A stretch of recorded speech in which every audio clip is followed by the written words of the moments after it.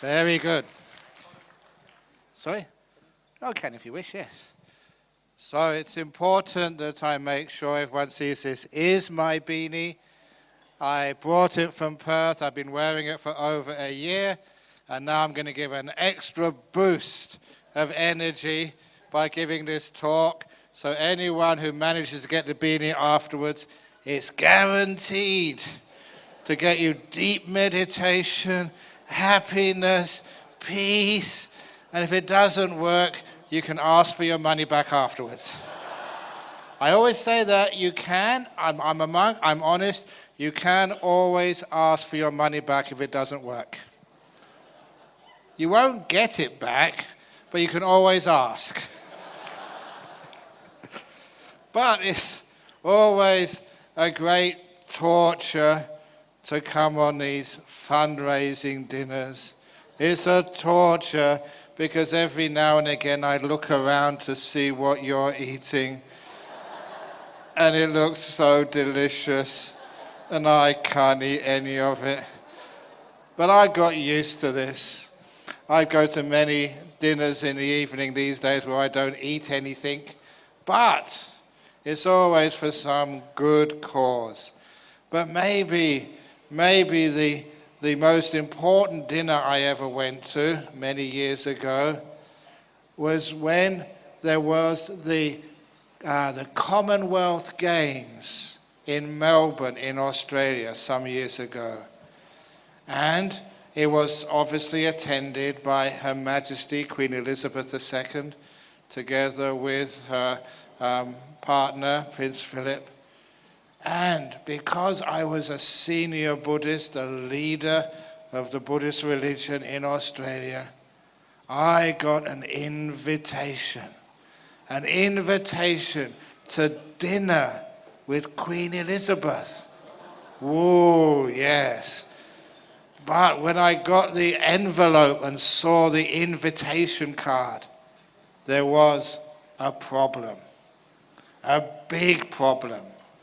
Because when I saw the invitation, on the bottom right-hand corner, there was dress code.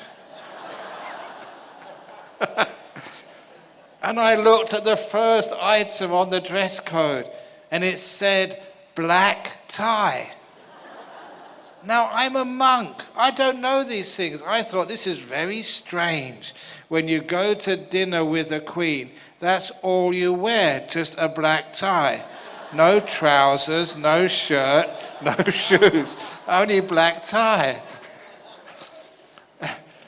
I haven't done this before, so people said, no, AJAHN BRAHM means a black tie with a shirt, trousers, and a suit. But I don't have those things. So I looked at the second option for the dress code for dinner with Queen Elizabeth. Military uniform. And I'm a monk. We're pacifists. We don't do wars as monks, so I can't go in military uniform. So I was getting quite disappointed. Perhaps I can't go. But when I saw the third option, my eyes lit up. Yes, the third option, I can go with that. It was long dress. And this is long dress. So this was held in the Grand Hall of the Federal Parliament in Canberra. So when I went there, I was stopped by security. They said, sir, should you be in here? I said, yes, here's my invitation card, seat number 3, long dress, this is long dress, I'm going in. But there's one thing I always regret at that place, because it wasn't really a fundraising dinner, but I really should have had some brochure, for my temple or for the BGF. Because when I went to relieve myself in the toilet, in the male have little stalls, I was standing next to Lachlan Murdoch. That was Rupert Murdoch's son. If I could only have a little donation envelope for the BGF, I wouldn't need to come here this evening. He's a billionaire. But Never mind. It is wonderful to come to these occasions if it's to promote the Dhamma in so many different ways. And the reason I do this, over these years is because I've seen with my own eyes just how amazing it is to share the Dhamma in our world for our kids, just for our... Oh, here's a nice little story. I think you know that Victor was come to my birthday. Have a birthday celebration last August. There was one young man. He is from Singapore, but I'm sure that Wilson knows him, but I maybe should not really mention his name. He is a young man. He actually came to Perth because a young man, quite a good father, a wealthy father, he had trouble with drugs. And many young people have trouble. It's just too readily available. And unfortunately, he got a little bit addicted to the heavy stuff. So his father was very wise. Send him overseas, send him to Perth, send him to stay with me, to make some good friends and also to have some good influence. Because it works. It's a very old story. It is actually from the time of the Buddha, of the elephant. There was once an elephant who was a royal elephant. Now remember, in those days, a really good elephant was like a Mercedes, like a Rolls Royce. If you got one of that was the best vehicles you could possibly have to get through the jungle. So this was one of the top elephants in the whole kingdom. So it was the royal elephant. And it was always a very well-behaved elephant until over the space of a week, the elephant changed its character and started to misbehave and started to do really naughty things. Like just when the trainer was, the rider, the mahout, was just behind the elephant, that would be when the elephant decided to poo. Now, you've got to be very careful standing behind an elephant when it poos. It's not a small amount. I do remember in Kandy, when I was giving a talk, you go in procession. When you go and give a talk, sometimes in Sri Lanka, they have an elephant in front of you. They give you a little procession. And when they told me to walk behind the elephant, I said, no, you must. I said, okay, but I'm going to keep my distance. Because if it poos, then that's really terrible. But it's even worse if it passes wind. And I always put the monk right behind. But this elephant started to misbehave, squirting water even at the king. And the king could not understand why it was behaving in such a bad way, so it thought it must be sick. So got the doctor looked at the elephant, nothing wrong with the elephant. And wondered, what's going on with this elephant? And so he had a wise minister, a Buddha in a previous life. And the wise minister said, I will investigate to find out. So the wise minister stayed by the elephant stall for 24 hours just to observe. And late at night, the minister heard a sound right behind the elephant stall. And when he heard the sound, he investigated. And behind the elephant stall in the bushes was the meeting place of this gang of thieves and robbers.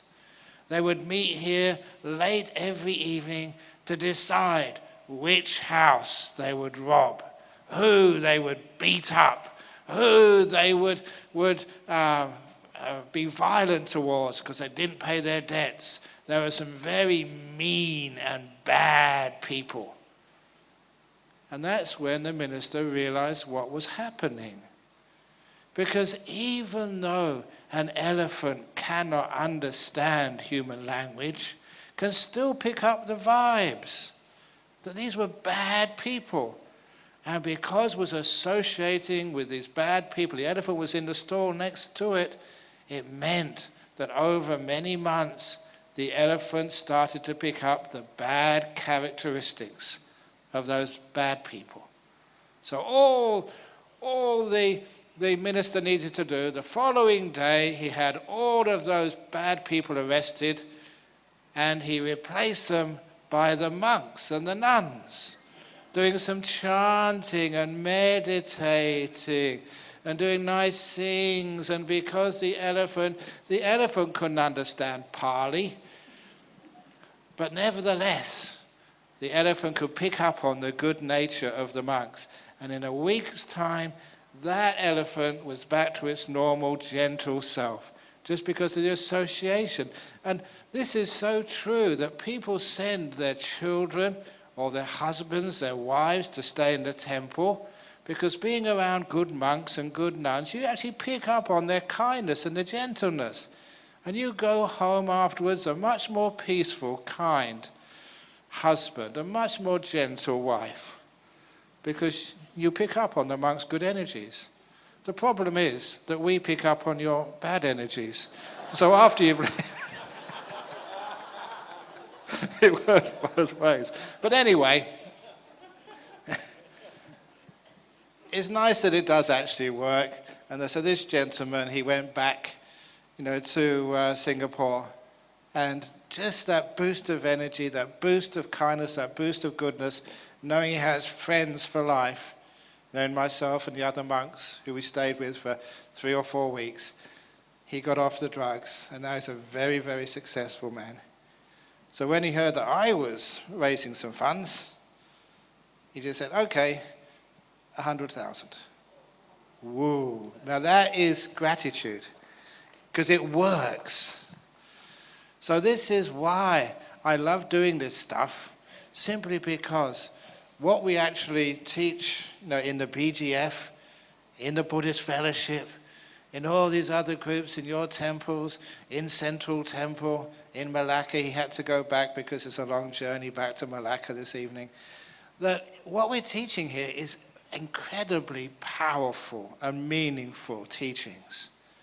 So powerful and so meaningful that recently, last month, I went to England, UK, because I too got all these projects. We were doing a project to start and establish a place for bhikkhunis in England. And I've got some nice announcement to make that we have found a place, a beautiful place in the middle of London, another temple for bhikkhunis in England. It's only about 5 minutes from Victoria Station. It's got very beautiful grounds, lots of room, great parking. My only one problem is that the owner doesn't want to sell. It's called Buckingham Palace, which will make a wonderful place for a Buddhist temple. It's so convenient. It's got parking. It's got all these big rooms. We could also have a meditation retreat because there's so many bathrooms with showers, just like at the BGF. Lots of floors, and you've got a nice garden in the back where we could do walking meditation. And after all, Queen Elizabeth, she's got so many palaces. Surely could spare one.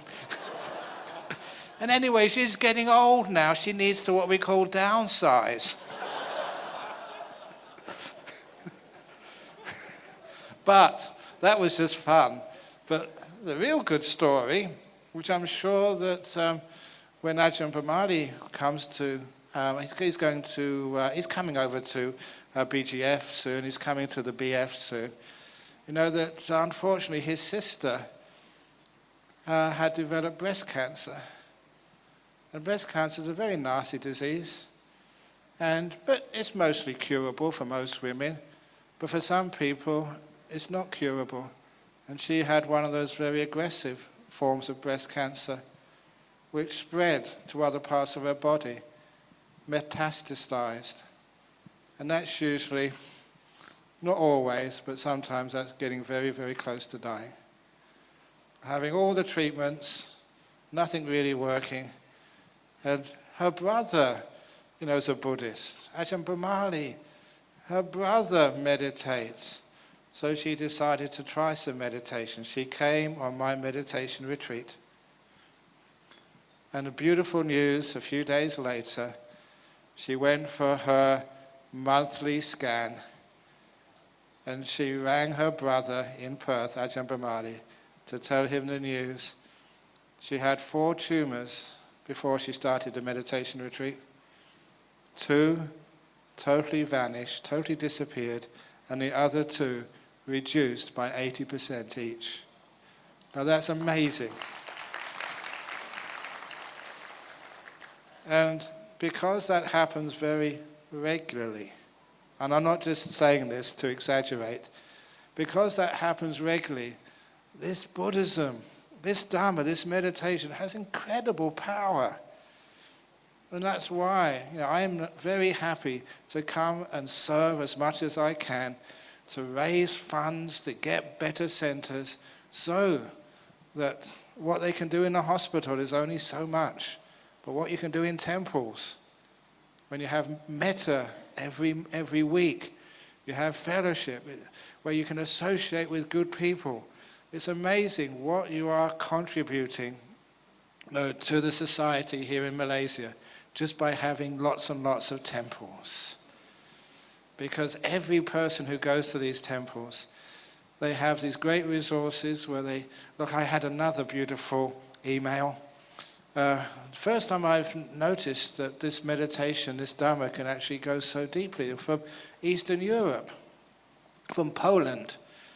This elderly lady, maybe 60s, 70s, she had been suffering from arthritis. And hopefully that you don't get that disease, or if you do get it, you get a mild case, because that will cripple you. It's incredibly painful. And this woman had to take very strong painkillers, which had very nasty side effects, as they do. She had to take those painkillers just to get through each day, because she was being tortured every minute, every second of the day with her arthritis, and couldn't really live. And of course, that was the best that medicine could do. So, she heard about these talks on YouTube. She didn't have a Buddhist center. She didn't have a BGF or a Central Temple or a BF and any other great temples which we have in Asia. They don't have those things in Europe. But she did have YouTube. So she listened to some of the teachings of Buddhism. She practiced what she had heard. And she wrote me this wonderful email. Thank you, thank you, thank you. I don't need to take any more painkillers because the arthritis is totally gone. I've never heard of arthritis going into remission and being totally vanished from her body. I thought that once you have arthritis, that's until you die. But it does that. That's why it's so incredibly wonderful and great to have this.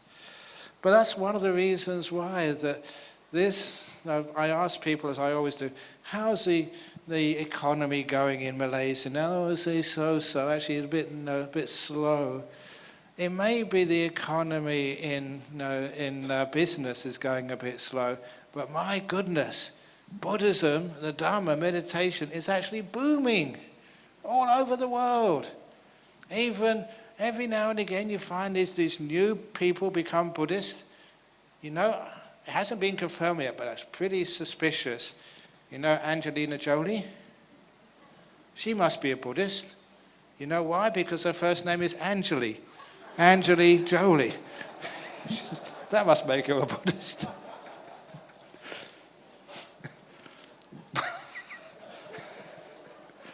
But there's so many of these people actually saying they're Buddhist now because it's just making a lot of sense in their lives, and it's something which actually works and helps them. That is one of the reasons why I love to try and promote whatever temple, every place I go, to try and make them stronger. So we don't have to worry about paying bills. We can go to the real part of Buddhism, is actually letting people become happier, healthier, and wiser people, getting a much more harmonious society as well, which is really also important. Whenever I go overseas, there's always talk to people, not just from the different types of Buddhism, but the different religions as well. It's not that hard to create religious harmony when we talk about what really works in people's lives, what makes them peaceful and happy, because there's common truths which we have in all of our religions. Look, this is a story. This was about a couple of years ago I heard this story because I was visiting San Francisco. And apparently, in the north of California, you think it's a very developed state, it's one of the richest states in the United States, but there are parts which are quite wild and remote. And there was one of these remote parts of Northern California where this gentleman had broken down in his car. And it was a place there was no mobile phone access. The signal just wasn't there. So he was stuck by the side of the road in the middle of the nowhere, waiting for some sort of person to help. And a farmer came past in his truck. Now, farmers, just like in remote parts of the United States and also in Australia, it's a custom. We will always stop to help people because we know there's no other choice. You can't phone anybody. It's remote. So this farmer stopped to find out what was wrong. And farmers, they know a little bit about mechanics. And he knew enough to fix the problem in this gentleman's car so he could go on his journey. They shook hands. Thank you so much. The farmer went one way. The gentleman went another way. About a week later, the farmer got a letter from his bank. When he opened the letter, the bank said that his debts for his farm, the debts on his car, the debts on his house had all been paid off. Plus, a large amount of money had been deposited in his check account because that man who had broken down was none other than Bill Gates. Even Bill Gates breaks down. And he can fix a computer probably, but he can't fix a car. And poor fellow was in the middle of nowhere and just somebody was kind to him. And because they were kind to him, Bill Gates he doesn't carry money. But, he shook hands and he took down the number plate of the fellow's truck. And, Bill Gates can do anything. He can find out who owns that number plate and the bank details and everything there. And he arranged to pay off this man's debts. So, Victor, if you don't raise enough money this evening, when you go home, you see someone stuck on the side of the road, please help them. Who knows? That could be somebody important. But that's a nice story about just generosity and kindness. It does create a beautiful world, and it does come back to us. We do get the rewards afterwards. You don't have to wait into the next life. That fellow got all his debts paid off, which is amazing.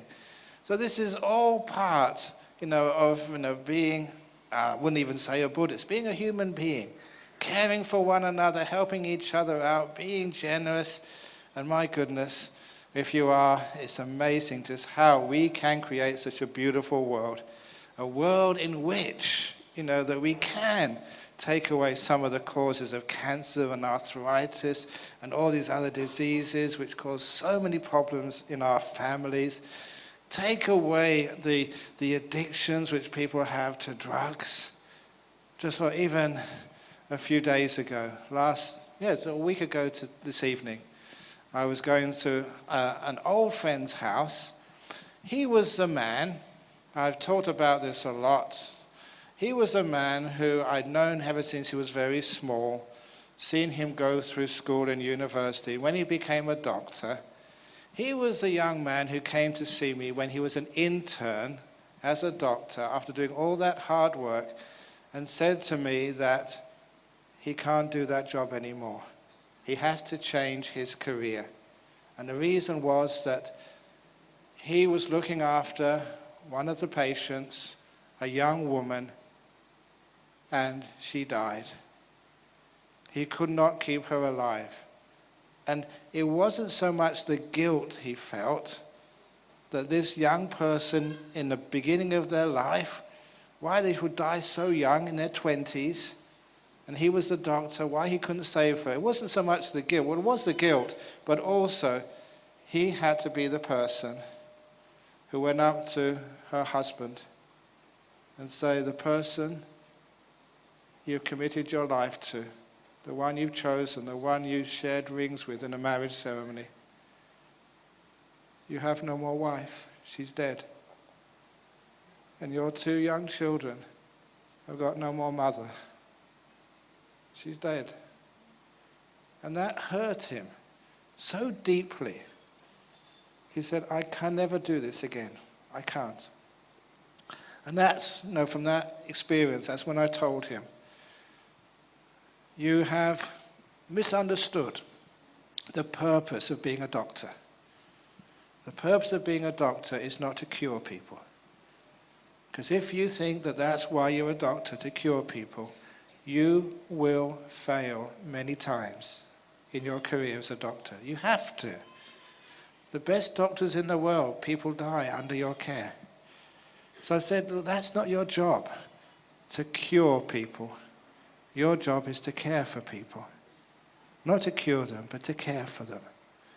If you make that your priority, caring, not curing, then you never ever have to be a failure.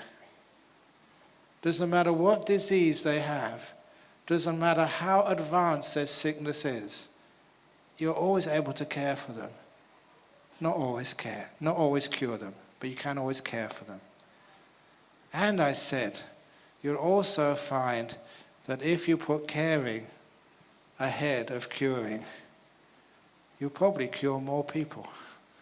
That's how it works. And he went back and said, wow, I understood. He carried on his career. He's now a gastroenterologist. And how it happens, one of my monks was passing blood when he was having stool. A lot of blood, a lot of mucus, and the doctor said, you have to have an endoscopy straight away. And you know who he got to do the endoscopy? My disciple. Now this man who was about to give up his career many years ago, now is a specialist, and he treated one of my monks. And of course, when it came to paying the fee, no fee. That's the karma. You're kind, you teach, and it comes back. And he's a brilliant doctor, a specialist now. So that is one of the reasons why that I love these teachings, because my goodness, they work so powerfully. And you can be part of this by helping this evening the BGF pay off those debts, so they don't need to worry about paying off loans anymore. They can focus on the Dharma propagation. And to do that, we have the bear. And many people sometimes say, what is a bear doing on AJAHN Brahm's lap? First of all, those of you who have done meditation before, those of you who practice vipassana, haven't you ever heard bear awareness? This is bear awareness. That's what it means. But in all the times which I've taught meditation is part of the Dharma. It's important. It's not a hard part. People make it hard because they never give enough kindness into the meditation. And the reason this bear is here because Victor and many other people from the BGF, also from the BF, have visited the Jhana Grove, which in that little clips there you helped build. It's your place as well as my place. You're always welcome there in Jhana Grove in Perth. That you find many bears there. Because sometimes when people are meditating, they're too hard, they're too cold. You put a bear in your lap and start meditating, and straight away you get this beautiful softness, the kindness, the compassion, the happiness, which is symbolized by a nice little soft teddy bear. It actually works. And so often I get all these really hard-nosed executives, People are very tough, very successful in their life, but they can't meditate, they can't get any peace in their mind. So I say, bear meditation, bear awareness, put one of these on your lap and start meditating. And then what happens? They come back after and said, it worked. I said, of course it works. Because I've been doing this for many years now, which is one of the reasons why this is a symbol of kindness, a symbol of compassion, a symbol of softness, a symbol of acceptance and embracing the sorts of things which bring peace of mind. Safe, comfortable, caring. Yes, you could put your kid on the belly, as Victor was saying earlier, but if you put the kid on the belly, sometimes it fidgets. The bear never fidgets. Sometimes you put a kid on the lap and it poos, and you've got to change its nappies, it stinks. So a bear never poos, never cries, is always there for you, which is one of the reasons why it does actually work. It is a symbol of, what it says on here, kindfulness. The coming together of kindness and mindfulness together. That was a word which I invented. I love inventing words. And those words, kindfulness, it is now starting to take off in Buddhist circles. If you go online, there are many kindfulness meditation courses which you can just log on to. It is now becoming quite popular. Mindfulness is so last decade. You've got to get with the times. Mindfulness is passé. Come on. This is a new one. Kindfulness. And this is the symbol of kindfulness. A nice little teddy bear. So look, quite frankly, we have teddy bears over in Perth, and most of them, I think, get sort of, we can't really call it stolen. I call it borrowed. Well, people give a donation because they fall in love with a teddy bear, and it's great for your meditation. What it's actually doing is getting a softness, a kindness back into our Buddhist practice. This softens your heart, which means that when you talk to your wife, you talk to your husband, you talk to your kids, you talk to your parents, you've got a much softer heart. Great therapy, so simple and available here today. And this particular one is a special one. It's this.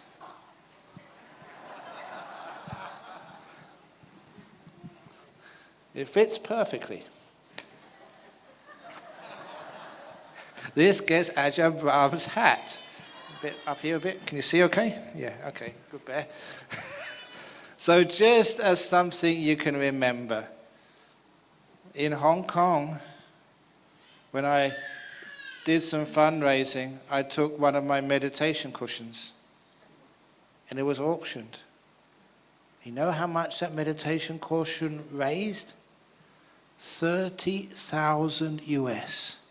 Wow, that's how powerful it was. Now, because of that, whenever I leave Perth, like I am now, I always put my meditation cushion in the safe before I leave.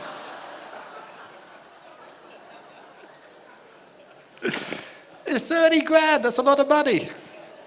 It's not rupiah, that's US. So hopefully this little teddy bear, with the nice hat, which I've been wearing over a year now, at least a year. Over in Australia it is cold, so you have to wear this at night time and also during the daytime, otherwise you get chills, you get sick. So this is my hat, which I'm giving up for a very good cause. I've had great meditations in this. Incredible power is in this hat. It's like, like Harry Potter's little hat, wizard hat. This is wow. So the lucky person is going to get this. No more problems in meditation for you. So please share it out. So this is the kindfulness bear, which is there to try and encourage people just to do a good cause. And when you get this bear back, you realize all those bears outside, I did bless them when I came in here. So these are not just ordinary kindfulness bears, these are blessed kindfulness bears. And honestly, I'm getting more and more well known every year, And so my reputation is increasing every year. And because of that, these will go up in price. You know, you invest in gold, gold is going down. You invest in the stock market, you don't know what's going to go up, but this, guaranteed. Small investment, great return. So just getting enough happiness so that later on in a few minutes, probably about now, we can have an auction in a few minutes, and so that we can get enough funds so that poor old Dr. Victor Dr. Victor doesn't need to worry anymore.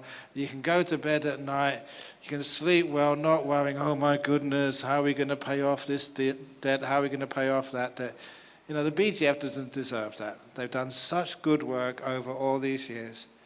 They deserve to pay off their debts so they can now focus on Dharma propagation, giving, and not need to ask for anything anymore. Thank you for listening.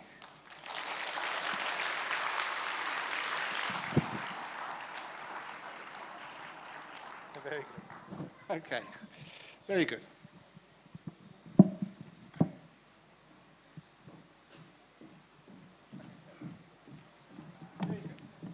Thank you, Ajahn. Can we all say sadhu 3 times? No. I think Ajahn will not agree with this. Whenever you do anything, you have to give it everything you've got. Okay, 1, 2, 3. Sadhu. Sadhu. Big one. Sadhu. Much better. Ajahn Chah always told me that. Whatever you do, if it's teaching, give it everything you've got. If you're meditating, give meditation everything you've got. When it's time to work, you work. Give everything you've got. When it's time to rest, rest. When it's time to eat, focus on eating. You're very good at that. And also, when it's time to give, donate, give it everything you've got. Thank you. Thank you. Thank you, Ajahn.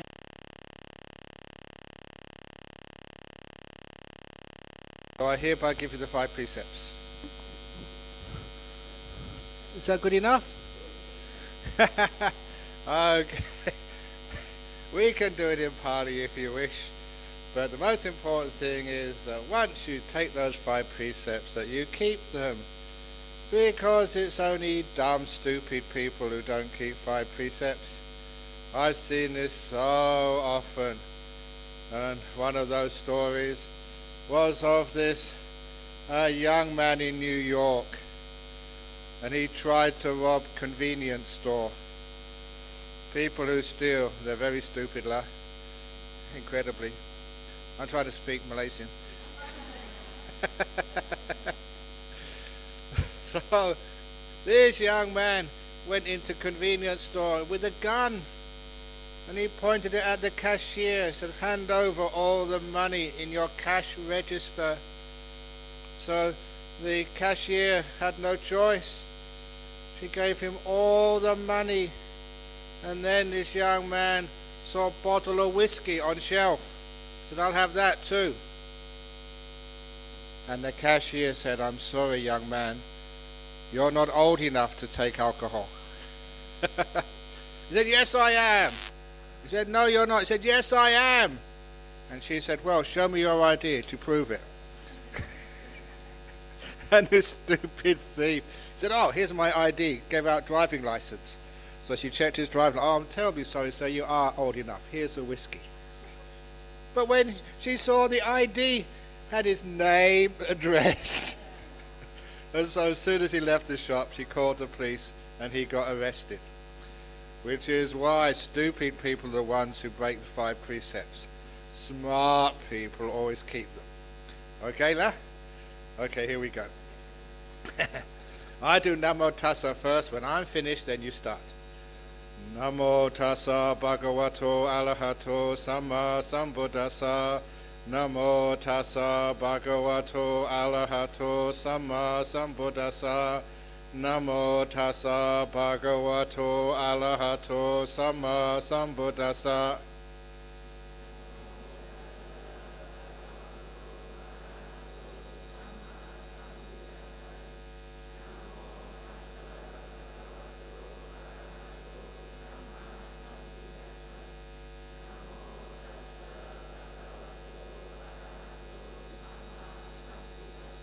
Buddhaṃ saranang gacchāmi.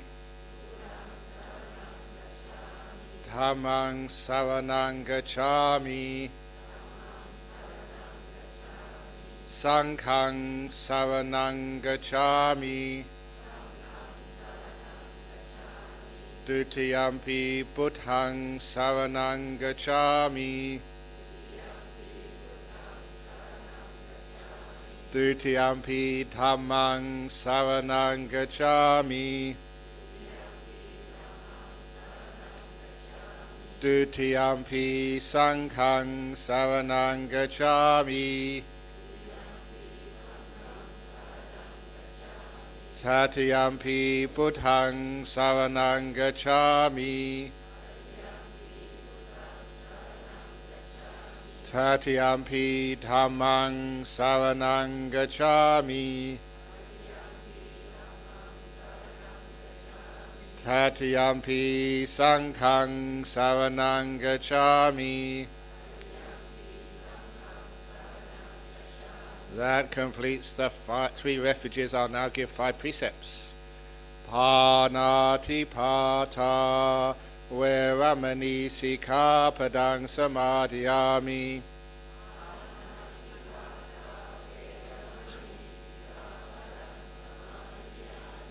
Adinādana veramani sikkhapadang samadhiyami.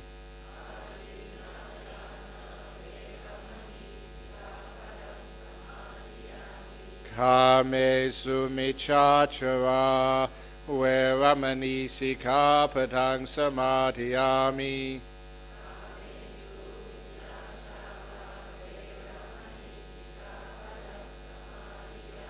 Musāvāda veramani sikkhapadang samadhiyami.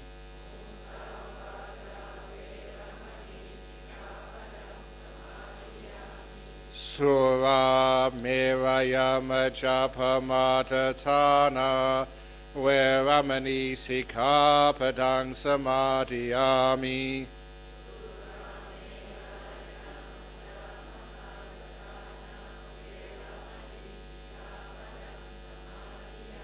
Imani pancha sikkhapadani silena sukhating yanti silena bhoga sampada. Silena niputing yanti tasma silang visodaye. Sadhu, sadhu. Yes. Very good. So whatever we do in life, especially in Buddhism, we try and give it lots of energy. That's why I always like doing the big sadhus. And also when we do the 5 precepts, we have to keep them, because when I was a young monk, people would often, they would keep the 5 precepts, no problem, but some wouldn't. Because I was wondering about the villagers in northeast Thailand who would feed us, because they would catch fish. And I said, how can you keep your 5 precepts and catch fish at the same time? And they said, oh, very easy, because we never kill the fish. We just take them out of the water and they die by themselves. And you can see just how people can be very sneaky and find some excuse, not to actually to keep those precepts. And sometimes, though, because they were very devout Buddhists on the surface, when they went to the temple, they had to take the 5 precepts because everyone else was. So you see everyone there putting up their hands and going Panati Pata Veramani, and then mosquito. Well, in front of you is just messing around, that's all. It's not really being honest and doing what you say. So, after a while, you taught people, no, this is what the 5 precepts are. And so the next trick they used, and I only saw this when I first went to Australia, when I came back to Thailand, maybe after 10 years, and I saw many of the Thai people doing this. So you don't do this in Malaysia, okay, Kayla? Only Thailand. Even Thailand, very bad. They put up their hands like this to do the 5 precepts. Parnati part. But then I saw one person. Fingers like this. Oh, exactly, yeah. That. And I said, what are you doing that for? He said, well, today I'm only keeping 4 precepts. They still chant them all, but 1 finger down out of the 5 meant only 4 precepts. And of course, once I heard that, I started looking. Sure enough, there was one person with 2 fingers down. And even I saw this with my own eyes. All the fingers down. Sneaky. But you can't mess around like that. Please find a chair somewhere. If you haven't got a chair anywhere there, because I'm a good monk and I always sacrifice my own happiness, you can always come and sit up here, and I'll sit down there if you wish. I don't mind if people coming in late.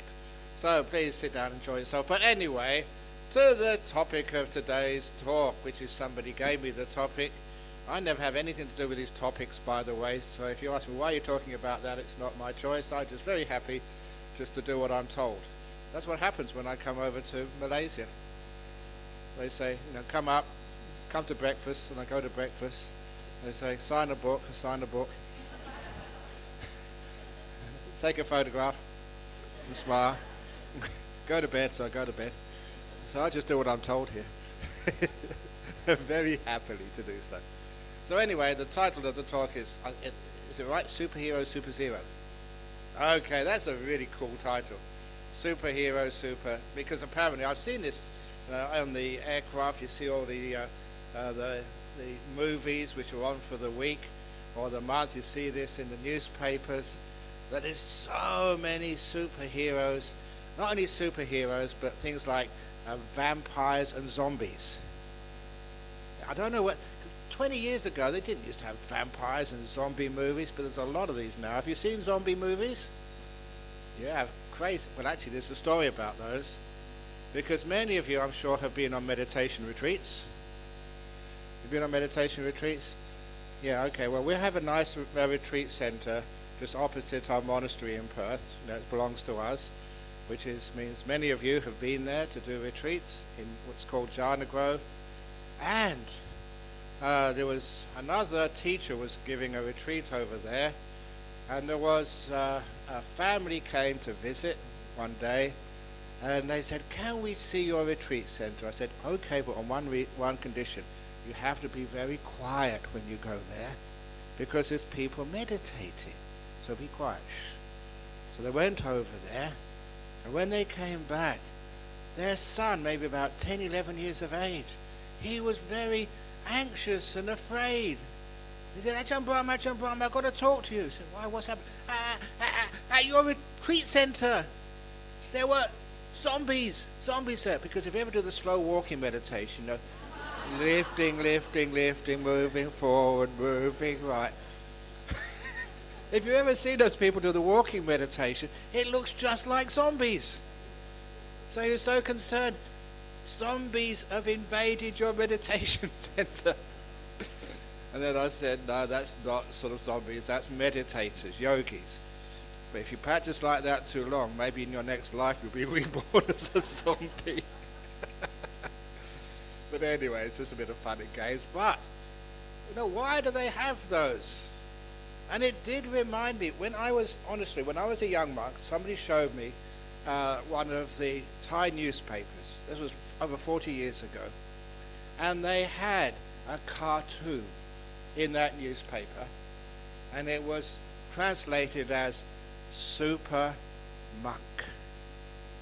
Super Monk. Now you can imagine Super Monk, one of the great superheroes, because Super Monk, he would be able to fly through the air using his superpowers, to go to the help of people. And because he could levitate, if the train was going to run over the person, he could levitate the train off the track so it just jumped over the person. Super Monk was really good.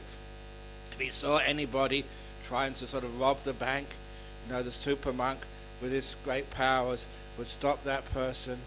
But in the Super Monk cartoon, there was never any violence.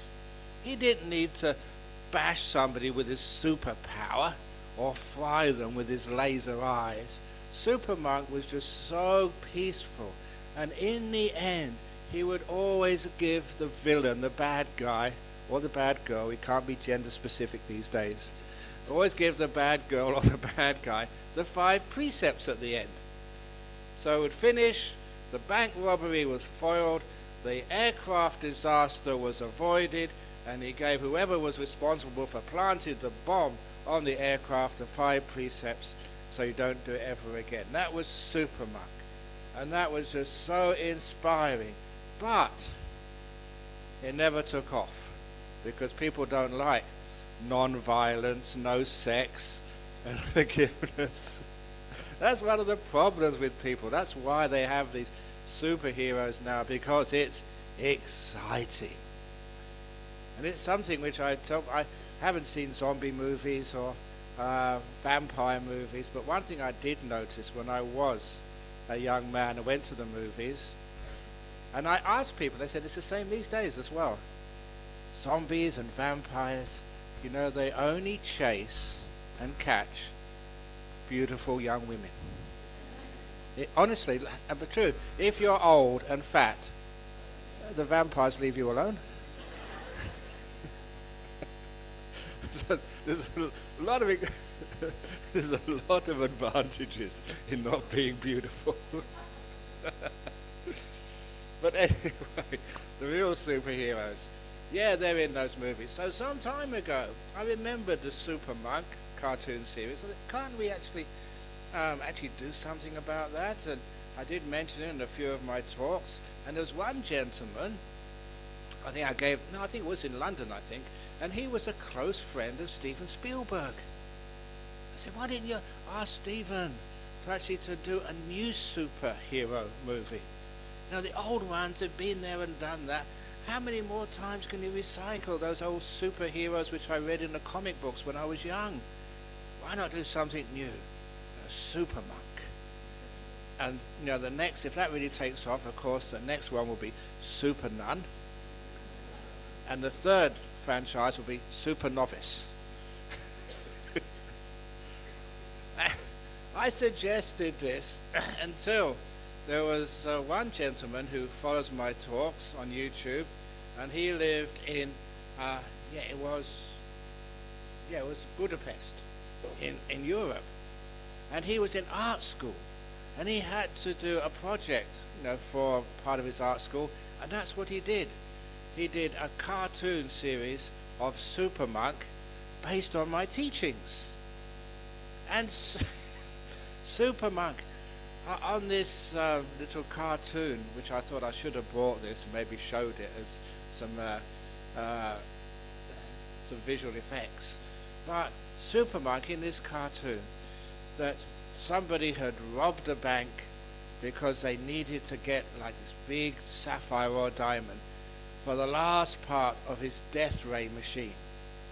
And my Super Monk, based on me, Super Monk came and stopped this guy, but he never used any violence.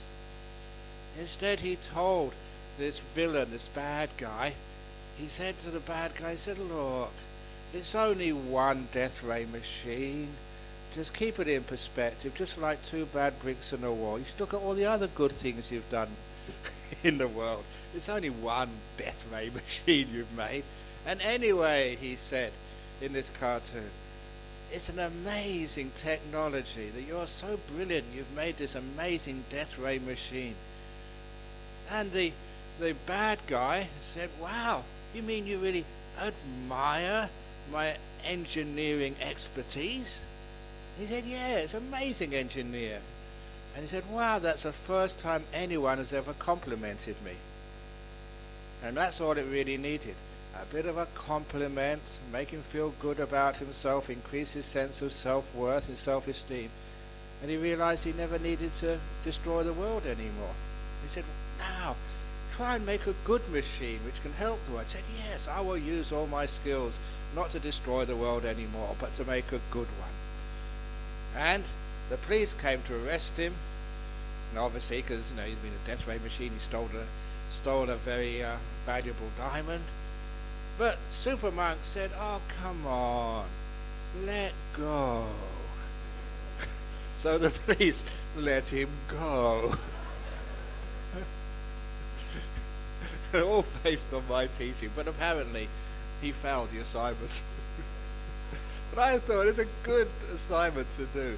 Try and base superheroes on Buddhist principles.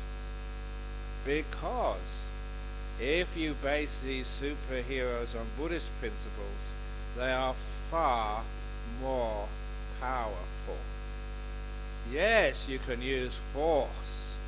You can use superpowers of one punch, and it can throw the person to the other side of the planet. You can have all these superpowers, but why not use them in a peaceful way and not use the forceful powers, but the greatest superpower of all, the power of compassion. First anecdote story of the power of compassion, far more powerful than anything which you can use violently. Because many of you who've been following me know that in the early years I went to Australia, I spent a lot of time volunteering to help in prisons. Now in those prisons there were some very violent people. Sometimes because they were put in jail for such a long time, they had nothing more to lose. They would either die in jail, or when they did get released, they'd be so old that most of their life had been gone. So when they're in jail, there's nothing more they can be punished with. So they've got no fear of misbehaving. So when I went to this one top security jail, with many what they called guerrillas in those jails, people who had been reborn from the lower realms who are now human beings in jail, violent people who've been in jail for some terrible, terrible crimes. And when I checked in at the gate for security, I had to give in all of my bags because you can't take anything into jail. And also, they gave me a biro pen.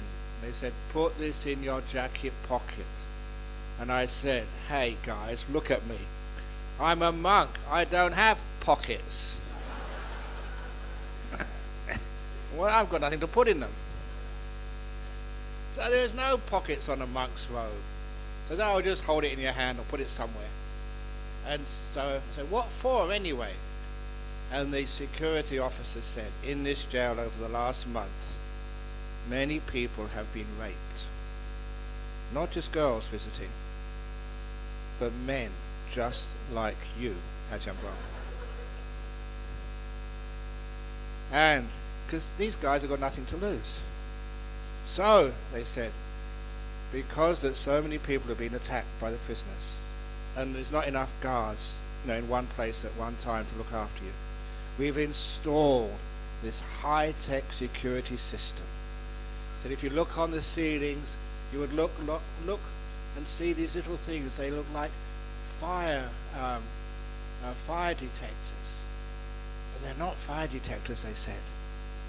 If you get in any trouble, take out the pen, press the button at the top, point it at those detectors, the alarm will go off, we'll know exactly where you are, and we'll come and rescue you. He said, that is it, but please don't tell any of the prisoners, this is top secret, that is your security device. And so I took it into my class, and the first thing my prisoners said, oh, you have one of those security devices as well. Of course they know what goes on there. And then one of the prisoners there, and he was one of the leaders of the gangs in the jail. He was about 6 foot from shoulder to shoulder. He was a huge guy, full of scars. Really one of the tough guys. He'd been through much violence and much force in his life. He was in jail for, another crime. And he's one of the leaders in jail, so you have to be really super tough to be a leader inside a group of very, very violent people. And he looked at me and he said, Ajahn Brahm, do you really think that you could even press that top of the button of your pen before I raped you? And I said, no, probably not. He said, exactly. I am that fast. You probably even won't be able to hold that pen before I've got you. And I was scared for a second. But then he said, don't worry. You have been very kind to us. You've shown lots of compassion to us. So we like you in here. So that, he said to me, if any of these guys behind that try that, I will get to them first. You're safe. And he really meant that. And it was so true. You were going into a place which was very violent, and all the security in the world would not be able to protect you except for your kindness. That protects you. That is superpower. And it's true. It even came that close that I very nearly got punched right in the nose. The fist was this far from my nose once when I first went to Perth, Australia. Because the story was that we too started with nothing, just like the BTF. And when we managed to get some funds together, we got our first city centre, and we did a grand opening, as we like to do. But we really pushed our luck, and we came out well because we invited the governor of the state of Western Australia to come for our opening. Just who knows, maybe he may come, and he accepted, which was a huge honor for us. You know, he's like the head of state of Western Australia. And amazing that he would come with his wife to open our little center. So once we heard he was coming, it meant that we decided to make it even more special. And I was told, because they gave me the job of organizing all the chairs, the marquee, the PA system, all of that, I had to organize that. So I rang around Perth trying to find the best hire company, because we were going to have the governor of the state come in. This was a big VIP, so we needed the very, very best. So I found one shop, and they hired out to these big celebrity weddings, you know, the parties of these big mining magnates in Perth. They were the shop they went to. So I said, yes, you're what we want. I want a nice marquee, the best chairs, the best everything. And okay, it cost a bit more, but it's worth it. This is our one opening, so we want to make it good. And when those, especially the chairs and the marquee, were delivered, as usual, I was helping somebody else. So I never saw the delivery. I never checked on the delivery. That was my mistake. And when I checked on the delivery, you wouldn't believe how dirty, how filthy that tent was. It was like covered with red dust all over. But I have always followed that great piece of advice: rather light a candle than complain about darkness. Yeah, it was dirty, but we could wash it. So got out hoses and hosed down the tent to make it clean. That was not so bad. The chairs were also filthy. So with my group of volunteers, we got rags and water and we brushed down the chairs. It was very disappointing. But then we had the VIP chairs. There was about a dozen of them for politicians and other dignitaries. And those chairs, sometimes people think I exaggerate, but a lot of times you don't exaggerate at all. Absolutely true. Those chairs, not any one of those 12 chairs had legs the same length. They all wobbled a lot. And that was something you couldn't fix with the water and a rag. And so straight away I rushed to the telephone. It was late on a Friday afternoon.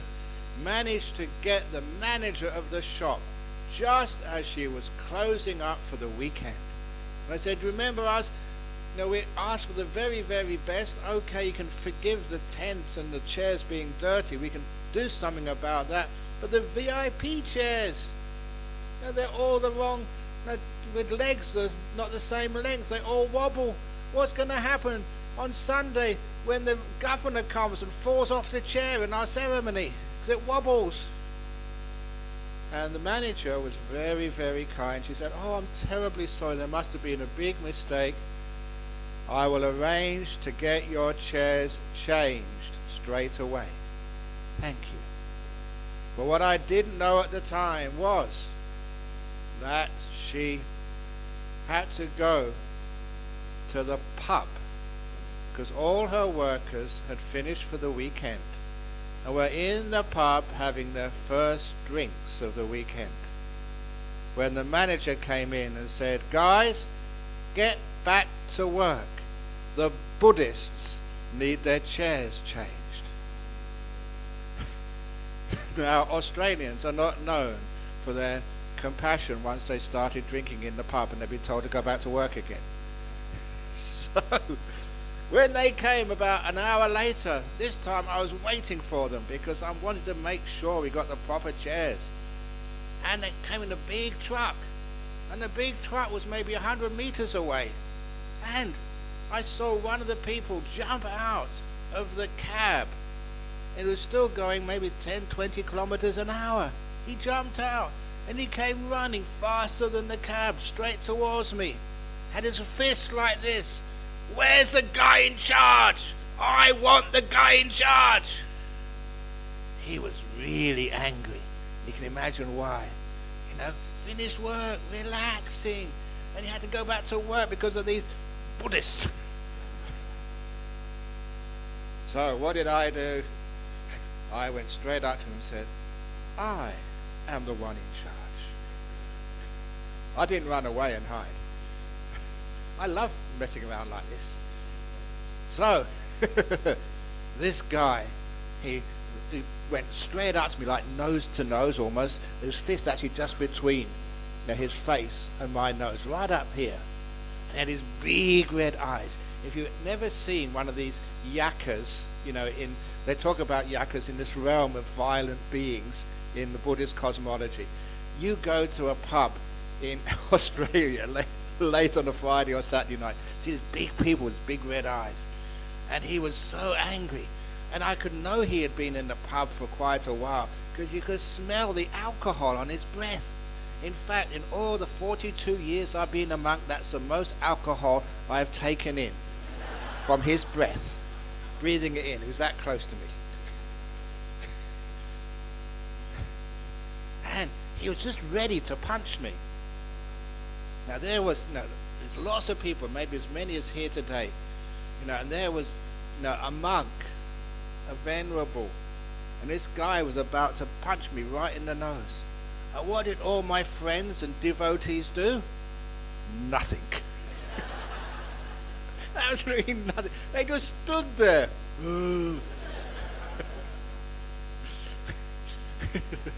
Thank you very much.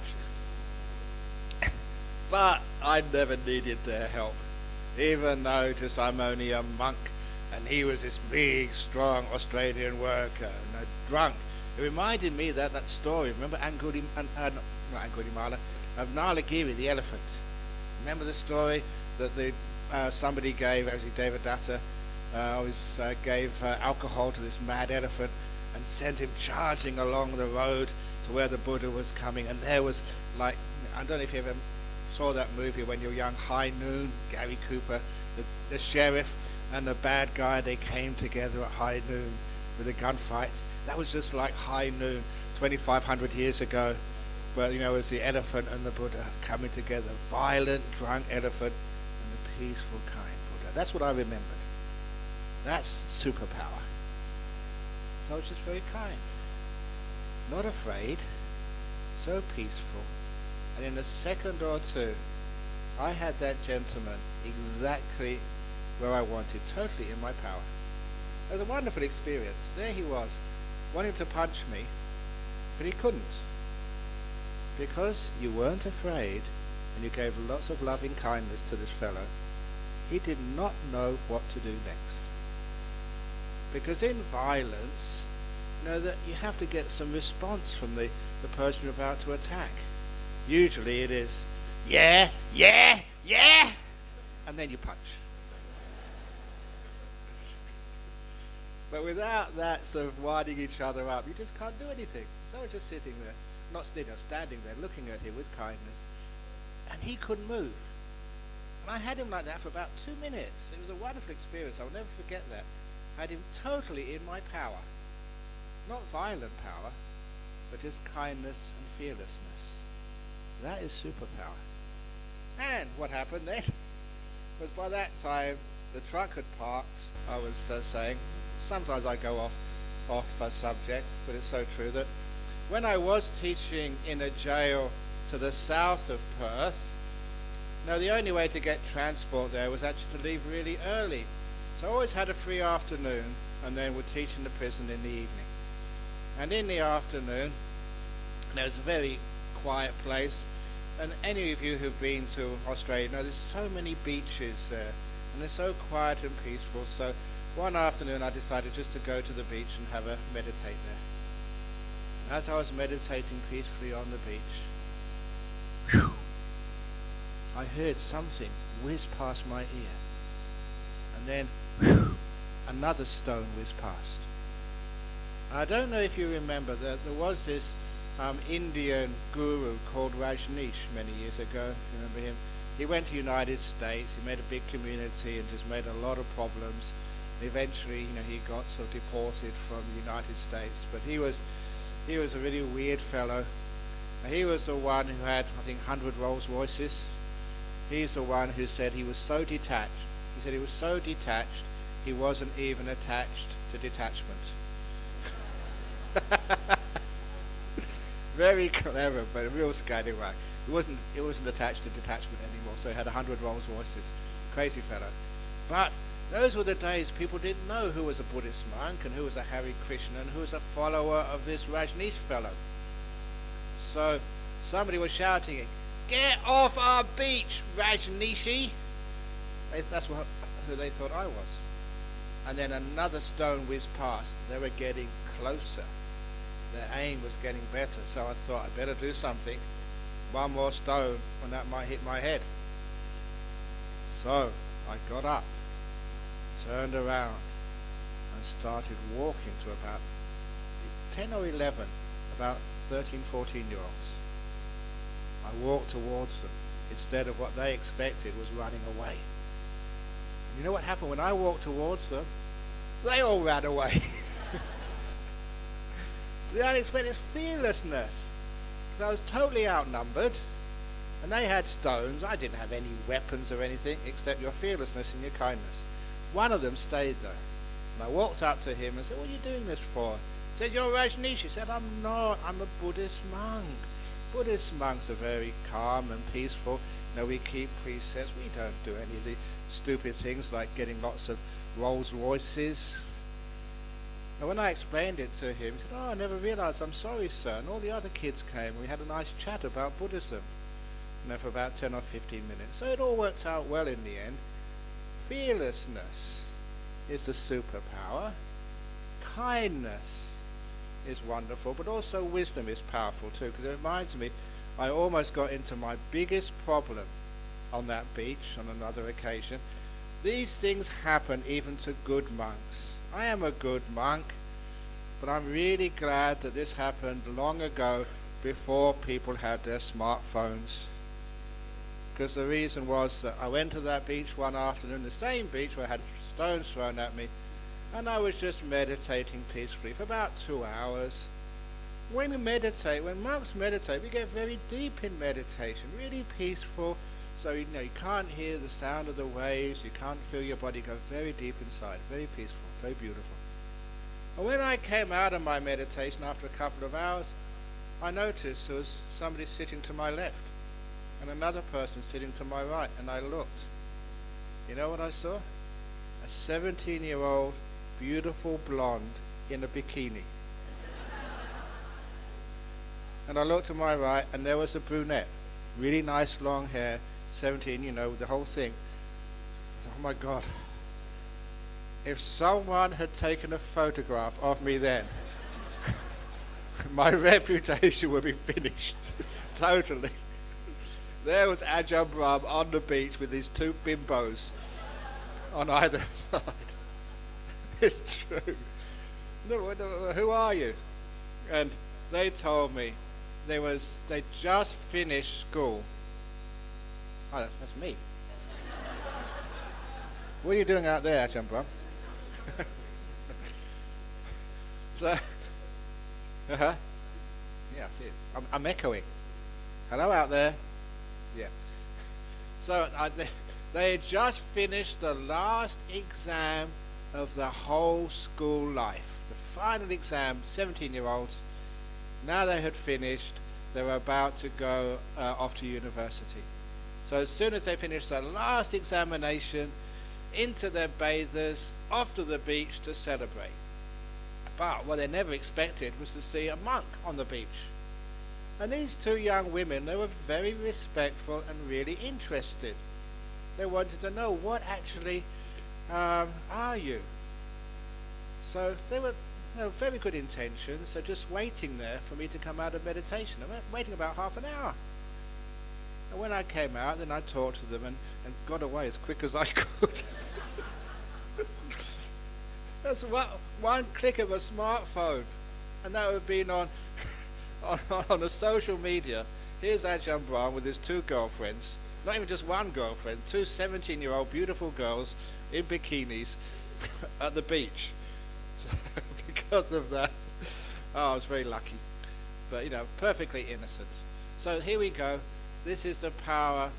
There, I really should have used the power of wisdom, but I didn't, because you don't know what actually happens on the beach. Usually a beach is a place where people like indulge in all sorts of sensory pleasures. But for me, it was just peaceful. When I started, there was no one there. When I finished, there was all these young women. So, you have to be careful. But the main thing with the superpower is not these other superpowers which people like to hear about, like levitation. People ask me, can I levitate? And I've got to be honest with you. And the answer is, of course, yes. Yeah, of course I flew through the air on Singapore Airlines to get here. Sometimes I levitate on Qantas.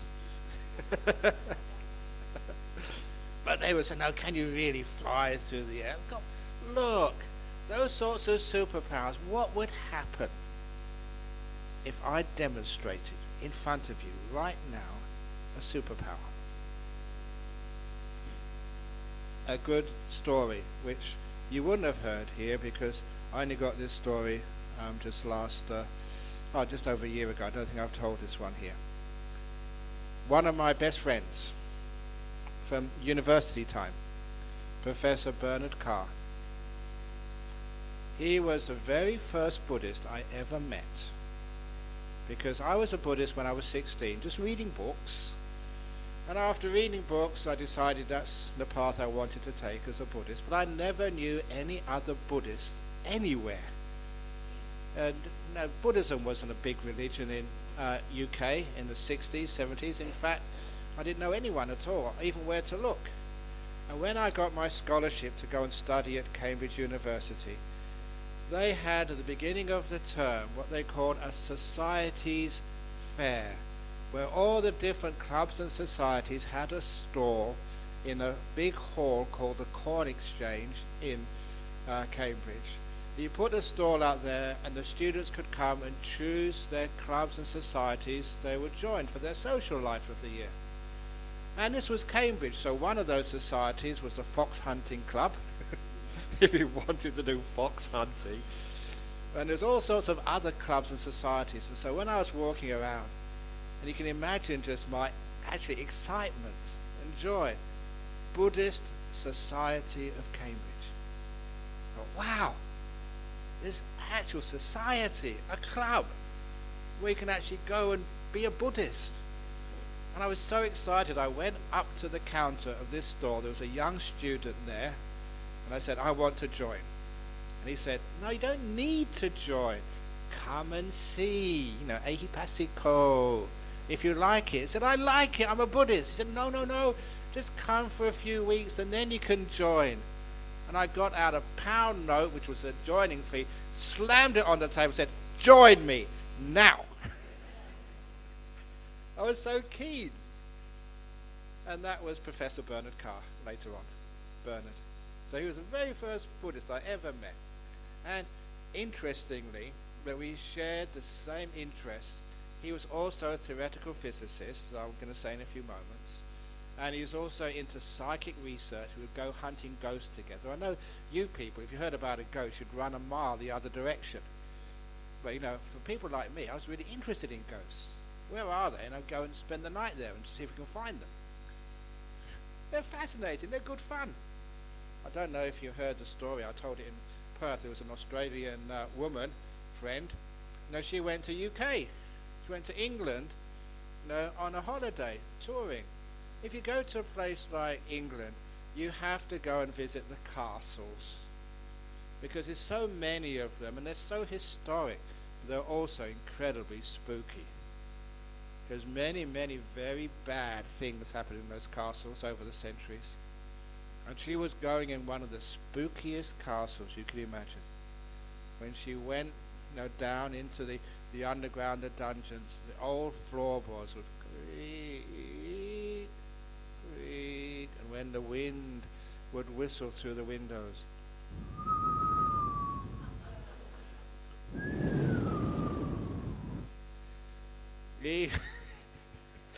it's the best visual effects I can give. No, we don't have sound effects here. I'm doing my best, okay? Encourage me.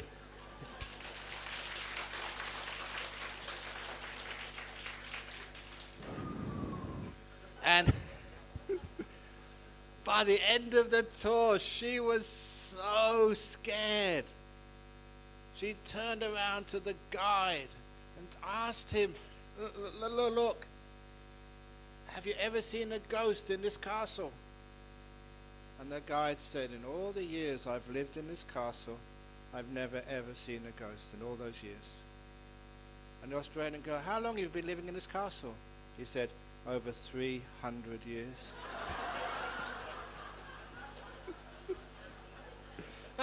It was a ghost.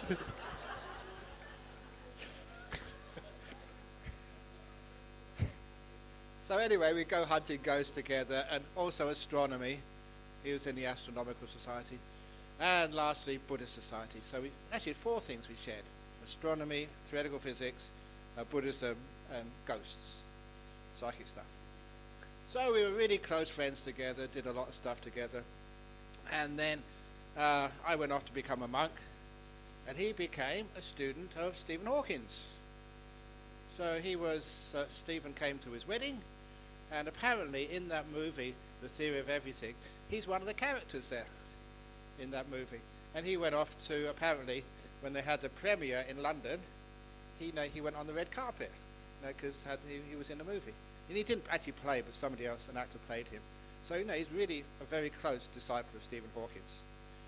And I'm a close disciple of AJAHN. So it's amazing.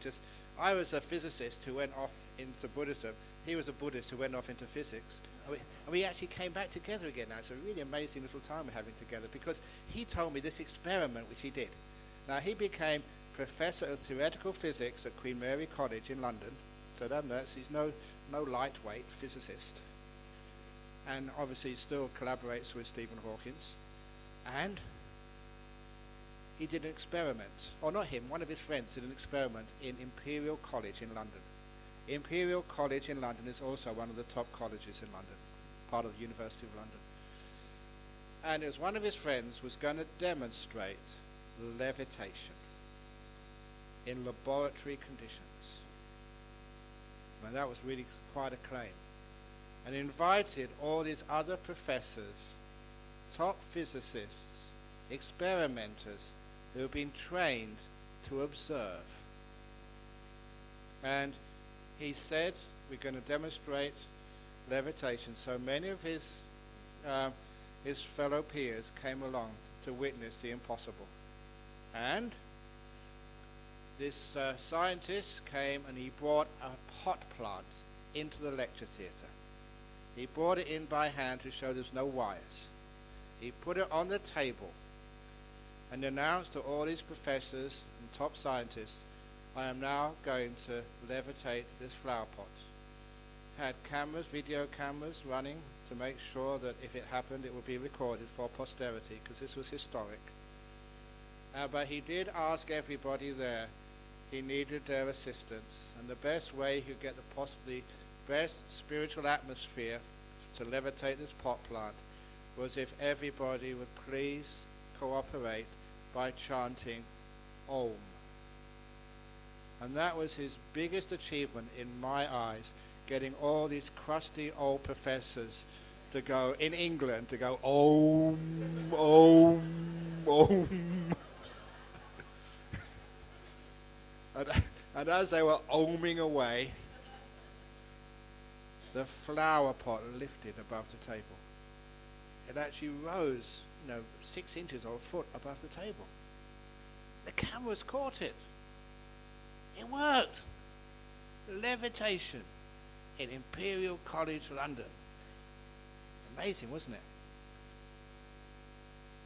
The reason they all had to go Om was because underneath the table there was a very powerful electromagnet. And when you turn on the current of such a powerful magnet, it always goes.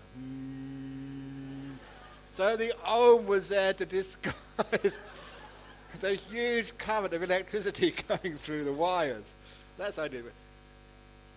It was a trick, but the main reason he did this experiment was not to demonstrate levitation, was to demonstrate just how non-objective people are, because several of those professors, when asked afterwards what did they think of the flower pot raising above the table, they were adamant.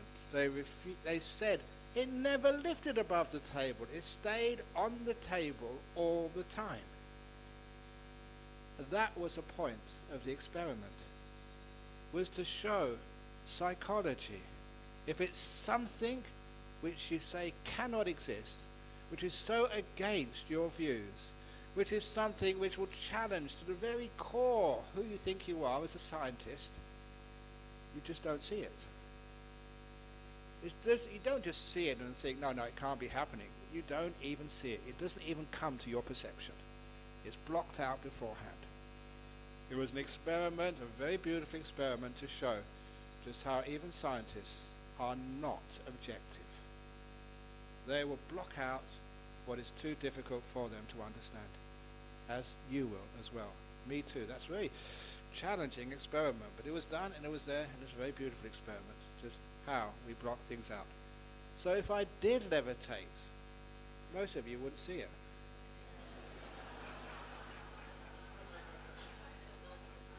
So how many of you saw it just now?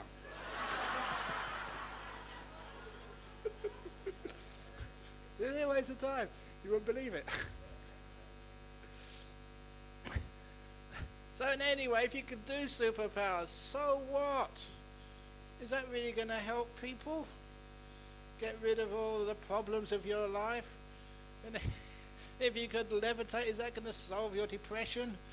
Is that going to, maybe solve your financial problems, because you wouldn't need to actually to get an air ticket to go and visit me in Perth. You just fly through the air. But imagine if I did that. People would say, no, the BGF, you sponsored my ticket. What a waste of money. We could have another, I don't know how many thousand, no, it's about 3,000 ringgit, I forget how much it was, another 3,000 ringgit to pay off the debts. I should have flown here myself. Imagine I did that. I landed here. I mean, how do you go through immigration? So what flight did you come on, sir? I didn't. I just flew myself. I'll be in jail. Immigration. I'll be unidentified flying object, seen flying over Singapore. Buddhist monk. But it reminds me of a story about, this is one of my favorite stories about in the time of the Buddha, when there were many of these superheroes who could fly, and they got into big trouble because of it. And this is one of my favorite stories, because there was a monk living in the forest, great meditator. Eventually some of these things, they just happen naturally. If you get into deep meditation, sometimes these things are just natural occurrences, whether you like it or not. So he could levitate. And so he enjoyed a bit of exercise every morning, before lunch. But he didn't go for a walk, he went for a fly around the forest. So he would do that every morning, a part of his routine, have a few laps of the forest up in the air. But the problem was that soon somebody saw him. Doesn't matter how remote the place you live, somebody's bound to see you sooner or later. So a local villager searching for something in the forest saw him, told the other villagers went into the forest to look at it, because if there was someone levitating, would you go and have a look? Of course you would. It's amazing. You can actually see these things for yourself. So the villagers saw it, and it was true. So then they went to tell the people in the town. The townspeople soon found out it was a levitating monk, and soon it got to the king in the city. Yeah, there is a monk who could really levitate. So kings don't go to the forest. They just send their ministers to go and grab hold of the monk and come and let him demonstrate in front of the king. So he sent a couple of ministers to this monk in the jungle. The king said, go and bring the monk back. I want to see someone levitating. Always like to see that. So they went to go and see this monk. And I said, I don't want to go to the king. What do I want to go to the king for? I'm just happy in my forest. So the ministers came back empty-handed. And they told the king understood well enough. So the king planted a forest in his palace grounds. And a nice little hut. And that's fascinating, because the late King of Thailand did that as well. In Chilada Palace, he built a little hut surrounded by an acre of forest. Because I went there once. There was a monk I knew there, Lupulian, and he invited me to come and have lunch with him one day in the palace. And it was just exactly the same. There was a monk in the backyard of the palace. So if ever the King of Thailand needed some advice, or just wanted to go and see a monk, it's very hard for a king just to go to the local temple and just see a monk, because it's a king and get all this ceremony. So he brought the monk into the palace. So whenever he needed him, and it was a nice little forest, just like it was a forest anywhere else in the kingdom. So this is what this king of old did. Built a nice little hut. When it was all ready, instead of sending 2 ministers to invite the monk, he sent a general with about 1,000 soldiers to invite the monk, to make him what they said in that movie, the Godfather, to make him an offer he couldn't refuse. So the monk said, okay, well, I suppose it makes the king happy, and there's a forest there. So the monk went to the palace and lived in this nice little hut, very simple, in a forest, but it was inside the palace. And either the king would come and feed the monk every now and again, because the king needs to make good karma, or get some advice, learn how to meditate. Everything was going very well. And the monk would also, every morning, to keep his routine, would go on a lap around the forest in the air, just a bit of exercise, keep up his pilot's license, because if you don't fly after a while, you lose your pilot's license.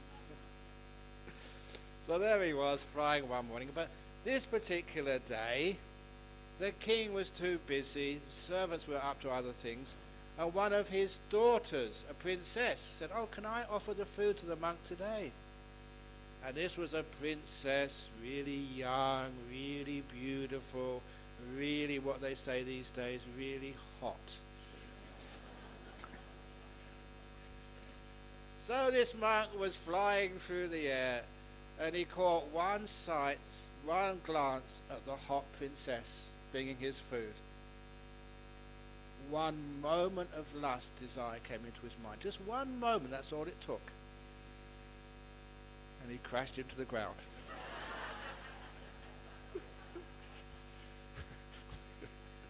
That's how sensitive these superpowers are. So, it's a good job he wasn't flying too high. And he lost his ability to fly. Just that, one moment of lust. And so after lunch, when he could walk again,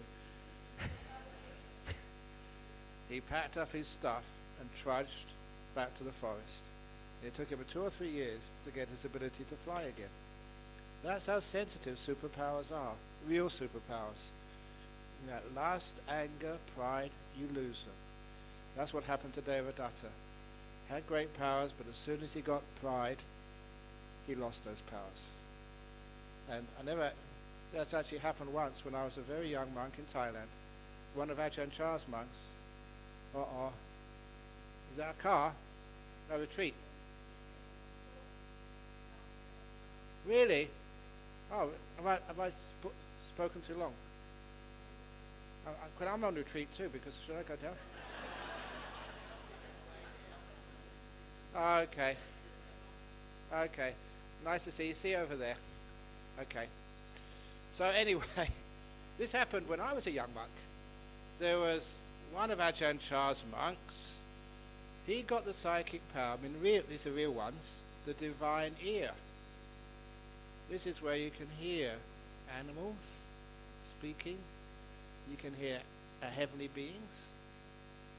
And in particular, they couldn't prove whether it was a real heavenly being or not. But he said he could hear people talking in the market about 10 kilometers away. So you can know what they're talking about. You could hear that sound.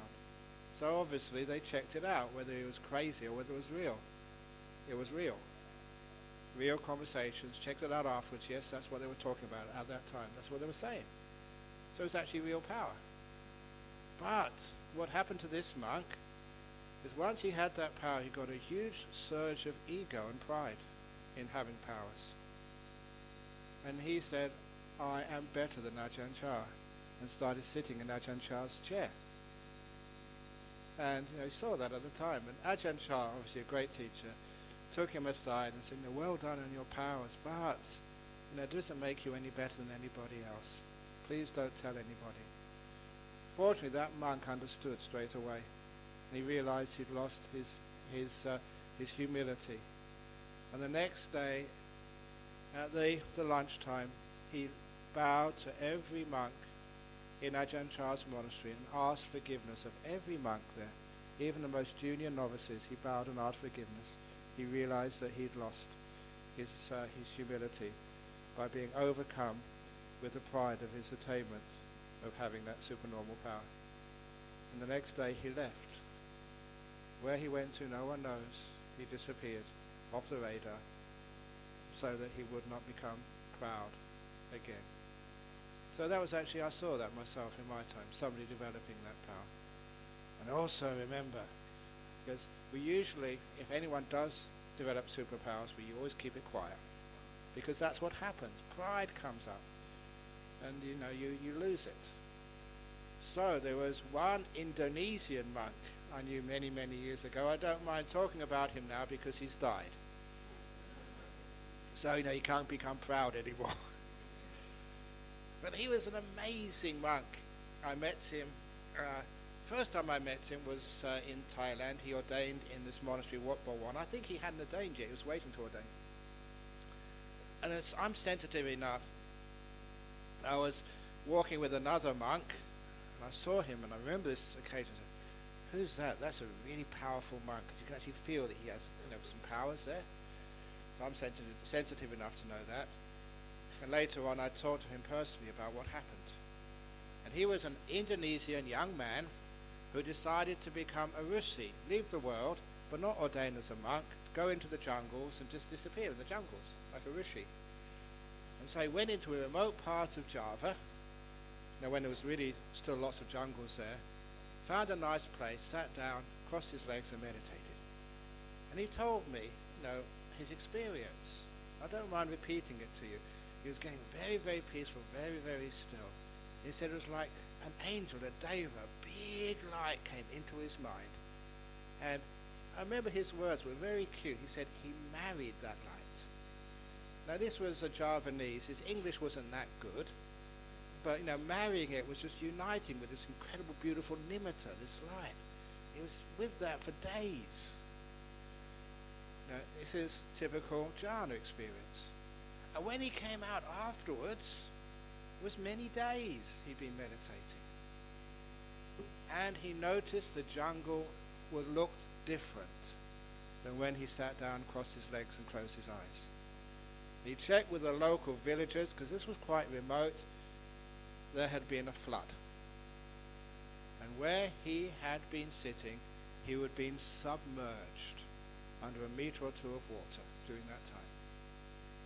But when you're in deep meditation, you don't need to breathe. You're very peaceful, very calm. So I always tell people, if ever you're in, say sort of Penang or Langkawi or Phuket when there's a tsunami, if you can't escape, close your eyes and get into deep meditation. And then you'll be safe, lah. So he was underwater for days, perfectly okay. But as a result of that, he started to get powers, and one of the powers he had, and I got this was I never saw myself, but it was as good as, because I know this lady, she was actually a princess, like a granddaughter of one of the Thai kings. And I've known her for a long time. And this monk, he was doing a meditation class over in Wat Bawon in Thailand. And she would go every Saturday afternoon to the meditation class. I don't know if this happens here in the meditation classes in BGF.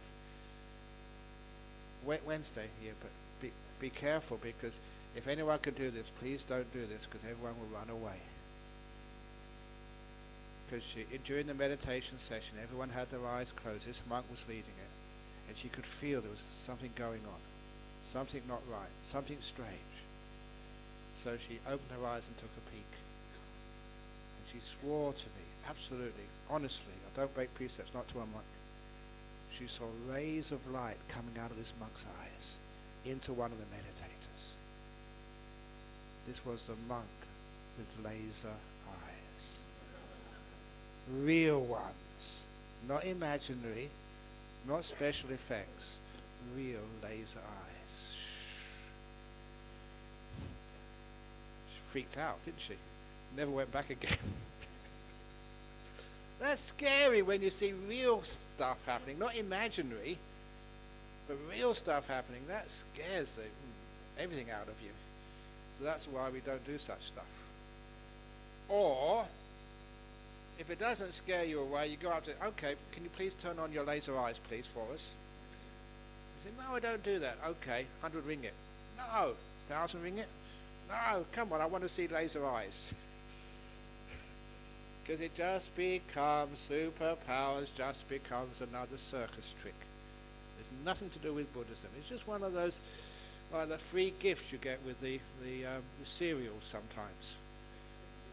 We don't buy the box of cereals for the free gifts, buy the cereals because you need to eat. So the Dharma is the real thing, and all this extra stuff is just the free gift that just sometimes happens. That's why we don't exaggerate the superpowers.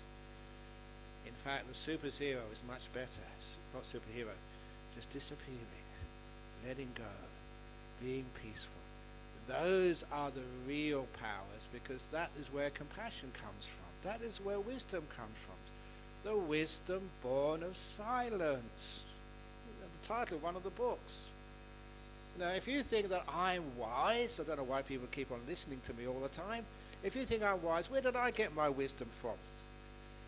I didn't study psychology at university. Yeah, I studied Buddhism, but not at university. Any wisdom which I get is from silence, from in here, not in books. So always, that is the superpower of silence. And that superpower is incredibly strong. If you want to understand the meaning of life, shut up. And listen to life teach you. How on earth can you understand what life is teaching you every moment when you're too busy inside your head talking back to life? So after a while you get so still, so silent.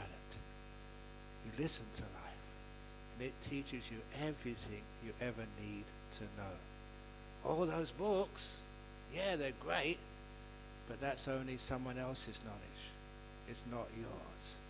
I will now give you a demonstration. Da, da, da.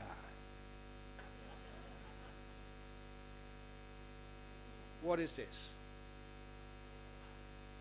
Yeah, what else is it? Yeah, come on. Describe what I'm holding up to me. Yeah, what else? Come on, more. Yeah, what else? Yeah, please describe what you're seeing here. What else? What else is it? Now, there's no right answer here. So don't think that I'm going to say, yes, well done. Now keep on looking. What do you see? Have you ever noticed the longer you look, the more you see? If I'd have held this up and you say cup, you think you finish with it, that you have totally understood it. That's just one aspect of what I'm holding up. You keep on looking, the longer you look, the more you see. And there soon comes a time after 2 minutes, 5 minutes or an hour, whatever, when you run out of labels, when everything you've ever learned in Chinese, in Bahasa, in English to describe this thing, you've run out of those labels. Now you may be able to start to see this. Beyond the labels, when all the ideas, the old labels have gone away, now you can get some insight. A lot of times, all of our so-called knowledge is what we have been taught. We learned this at school. Cup, monk, mic. It's much more than that. This is actually where we understand that wisdom comes from silence. When we run out of all the thoughts, then we can start to see. Recently, just to make this point to my nuns, I've got beautiful nuns monastery, Dharmasara monastery, over in Perth. Just finished the buildings, finally finished the road, and got 9 bhikkhunis, 2 novice nuns there. And honestly, I'm quite proud of that. It's probably the best nuns monastery in the whole world. Have a look at it. It's really very classy. 583 acres they've got. Beautiful forests. Amazing. They're so lucky. Give nuns, to give women in Buddhism a boost. Why not? So anyway, in monasteries you have to build people. Build the nuns, train them. So I had to give them a teaching. So I use it, typical AJAHN Braham, making a bit of a joke, but a deep joke. I told them one day I need to go to the toilet. Where is the toilet? I already knew where the toilet is. I've been in that place a long time ago. I mostly built it. So, where's the toilet? I said, over there, it's on that door. It's got a toilet on it. I said, okay, thank you. So I went over to the door and pretended to urinate on the door. What are you doing, Ajahn Braham? Well, you said that's toilet. You pointed to the door. You said the toilet's over there. And there's a big sign on the door, toilet. That must be what the toilet is. It says so, toilet on the door. And I said, Ajahn Braham, that is not the door, that's the sign. The toilet's inside. It's the place where the sign is pointing to. It's not the sign. And they got the point. You don't go urinating on the sign. It says women's toilet on the door out there. You don't go just urinating on the door. The signpost is pointing to something. So you follow where it's pointing to. And that is always a silent place. That is where you become wise. So, please don't urinate on the signpost. Big signpost saying shopping centre. So where's the shops? I can only see the sign. That's like a lot of people. So, I'm going to give another demonstration now. See what happens in your mind. Peace. Peace. Peace. Peace. Peace. Peace. Peace. Peace. Have you noticed that once you say that word, the mind goes in that direction? It's a signpost. Your mind follows. Peace. And then you can start to feel peace. Not the word, but what it points to, what it actually is. And that is the superpower of wisdom. Yeah, we say the word love. Love. Love. Love. Love. Wish I had more time to do this. You start actually feeling what that word means. But without the silence, without the pauses in between, your poor whole mind doesn't have time to go looking for where you're pointing to and for discovering what it is that word is trying to point you towards. That is why the greatest superpower of all is the superpower of mind, of stillness, silence. Because it's there you understand all there is ever needed to understand about life. And that gives you the zero in the superzero part of this talk. Zero thought, full awareness, silence, nothing moving. That, traditionally and today, is where we get all our wisdom and understanding from. So, please, if you want to be wise and have superpower, learn. It's not just meditation, it's learning how to be silent. Anytime, any place, just shh and listen and see where your mind goes to. There, that's the talk for this morning. Hope you enjoyed it, because that's all you're getting. Very good.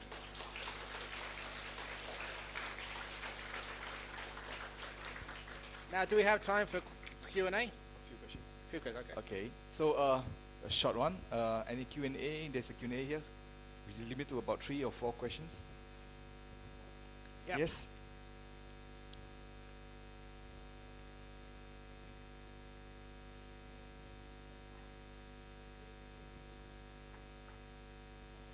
Is meditating 5 or 10 minutes on a daily basis enough? What job do you do, ma'am? Investment. Is actually looking on the computer 5 or 10 minutes every day enough to perform your business and not get the sack? If you want to be successful, you've got to be looking at that computer and finding out the trends. Not just 5 or 10 minutes every day, but a lot longer than that. Same in meditation. Yes, 5 or 10 minutes every day is better than 2 or 3 minutes every day. But if you really want to get some superpowers, to be able to sit down and just know what stock is going up, what stock is going down. And I'll give you a tip I told people last night. The stock which is going up, up, up is the teddy bears sold by the BGF. That is becoming more and more attractive. So because I'm getting more and more well known with every year, so AJAHN Brahm's teddy bears, AJAHN Brahm's products. You invest in them now, 5 or 10 years, especially when I'm dead, because things actually get more expensive when they're dead. Then that's a great investment for your future. Guaranteed, low outlay, great returns. You know why? It's because I know right at the moment here in Malaysia, you know, you should know this, an investment. What type of market is it right now? It's a bear market. A bear market.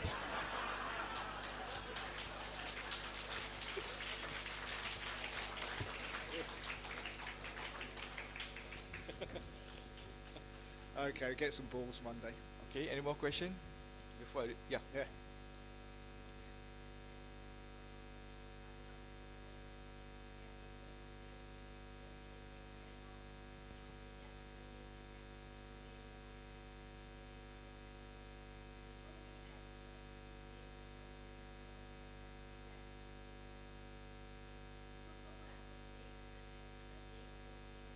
Okay.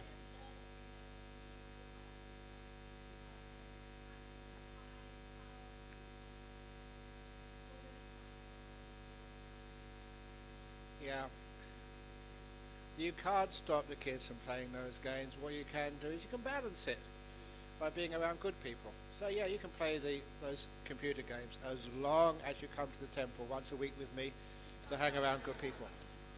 So a bit of that would just... Bribery works really well with kids. And you don't have to worry about that being unethical to bribe your kids, because that is traditional. Anatta Pindika. Remember Anatta Pindika? He's the one who gave the Jeta Grove Monastery to the Buddha. And he had a son who was not interested in Dharma at all. Would never go and listen to the Buddha or go to the temple or give any alms at all to the monks.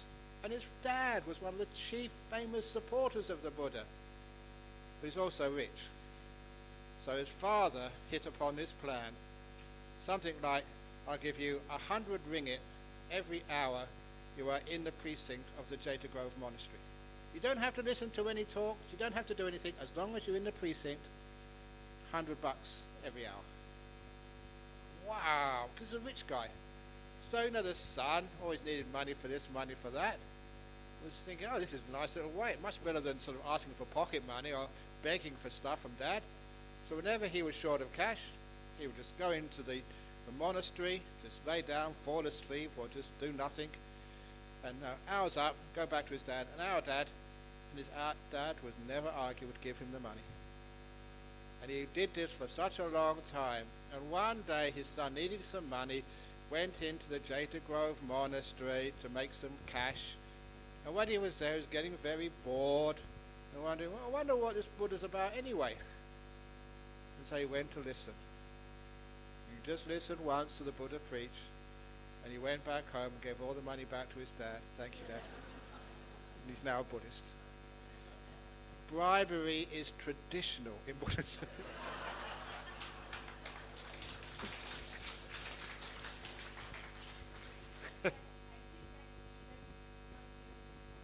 Yeah, how much? What's the going rate in KL? Yeah, it works, exactly. It's very good. Okay. But don't worry about the computer games, because the kids will have to play those, and it doesn't really do much harm to kids. Okay, one more question. Yeah. Yeah. Oh, of course he does have superpower. Look at, can anyone else sit as still as that? That's really superpower. You watch him and haven't seen him move yet. That's really, see if your kid can do that. Of course the Buddha has superpower. How many people are still famous 2,500 years after they died? That's pretty powerful. You ask anybody else. There were Lionel Messi, soccer player, and he's not famous anymore. Who else was famous? Even Mahathir, he's still a bit famous, but you know, another 10, 20 years. 2,500 years he's going to be famous? Absolutely no way. Taylor Swift, another 10, 20 years, and then she's gone. The Buddha, the original celebrity.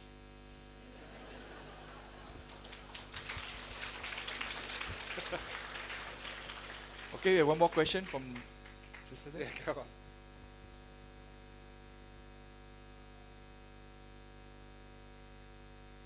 Yeah. Very easy. But one of the reasons for depression is really low energy. And one of the reasons you have low energy because you think too much. You fight too much. This is something, it's a deep question, but there's many aspects of depression. One of the other ways to overcome depression, which is also important, is to do some community service. Help out this place.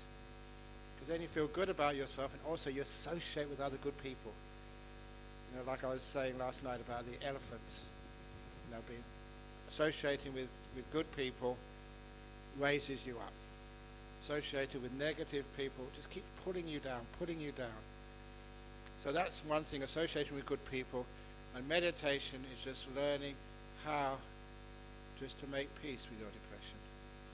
Open the door of your heart to however you feel. But when you want to be something different than you are, that causes stress. And the stress, just even mild stress, that stress just drains you of energy. One of the reasons why more and more people get depressed these days is because we all think we should live up to a much higher standard, socially, intellectually. We push ourselves so hard mentally that many people, their brain just wears out. Just like gunning a car, driving it too fast, instead of doing it slowly and gently. So meditation has huge effects overcoming depression. That's why one of my lovely memories, being a monk, people ask me, Ajahn Brahm, seriously now, have you got superpowers? And the answer is definitely yes. The best superpower which the Buddha taught said is a power to teach. And I can legitimately claim that I can teach. And one of those books, the Opening the Door of Your Heart book, a woman came to see me in Perth about 4 or 5 years ago. She travelled all the way from Switzerland, for one reason and one reason only, was to see me and to say thank you. She'd gone on a flight halfway around the world just to come to Bodhinyana Monastery to see Ajahn Brahm. And when she realized I was there, she burst out crying. Why? And she took out of her bag a copy of Open the Door of Your Heart, but not like you see out there. This was so used, dog-eared, dirty, because she told me that she had depression, anxiety, and cancer. Nothing was working. Someone suggested this book. She read it. No more cancer, no more anxiety disorder, no more depression. I just came to thank you, Ajahn Brahm, for saving my life. And she said, will you please sign my book? And that was one book I really loved signing, because as I signed her book, tears were streaming down her face. Thank you so much. I got my life back. And then she went, never seen her again. It works. That's why, it is powerful. It really sort of humbles me sometimes. It gives me the goosebumps to see how these teachings can take depression, anxiety. The anxiety was almost like a symptom of the depression. The cancer developed because of that bad mind state. And once you got the depression out of the way, all the other things just vanished. She had her life back. Thank you so much. And of course, those are memories I'll keep with me till I die. That's power. It's not defeating sort of some guys about to blow up the world. It's defeating the monsters which eat away at human beings right in this room. These are the villains which you can't see. They haven't got legs, they haven't got arms, they haven't got machine guns, they haven't got their suicide belts on. These are the real villains of the world. They exist in your head, in your heart right now. To be able to defeat those, that is superpower. And that all comes from the Buddha. So thank you for your question. Sadhu, sadhu, sadhu. Okay. Okay. This is a superpower calendar. It's so powerful. Oh, it's even hard for me to hold it still. Kindfulness. So it's not just a fundraiser for the BGF. Kindfulness is a collection of my quotes, and there's some really good ones in here. Look. So this reminds you, what's it here? Oh, this is one of my favorite ones. When you want something more, you can't enjoy what you already have. You've got holidays the next couple of days. So don't want anything more, just enjoy. Enjoy what you have for the next couple of days. Relax and rest. Enjoy your family, enjoy your nice home. Relax, enjoy. When you want something more, you can never rest. What's the next one? Oh, it's the nature of contentment to deepen, to become more brilliant, more happy, more blissful, more profound and empty. You just stay with it long enough. Many people think if you're content, you just become stagnant. Nothing happens. But it's actually the opposite. If you become content, it builds in energy. It's not static. Contentment, wow, it brings immense happiness. Okay.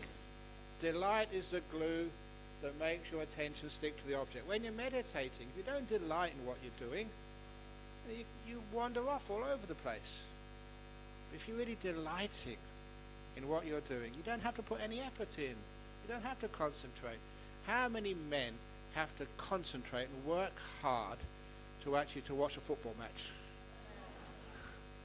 So I've got to watch. No, it's delightful. Therefore, it's easy to do. Now you watch your husband when a beautiful woman walks past.